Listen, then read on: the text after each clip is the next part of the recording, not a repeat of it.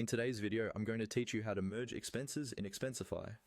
Merging expenses is really useful when you accidentally create duplicates or when the same transaction appears more than once from different sources, like a card import and a manual entry. Cleaning these up keeps your reports accurate and makes life easier for both you and your finance team. So let's walk through the process step by step. First, open Expensify and look at the navigation on the left side of the screen. From here, you want to make sure you're working within the right report or workspace where your expenses live. On the left, locate the section where your reports and expenses are listed. Click into the report or area that contains the expenses you want to review. This helps you focus only on the relevant transactions instead of your entire account history. Once you're in the right place, look for the expenses option. This is usually clearly labeled and it shows a list of all the individual expenses associated with that report or filter.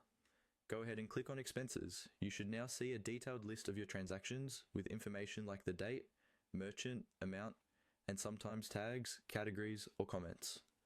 Now, scan through this list and identify the expense you want to work with.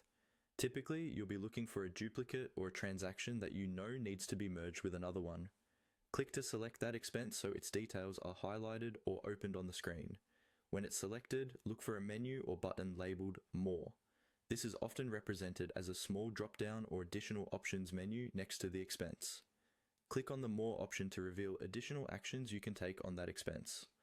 Among those options, you should see one called Merge.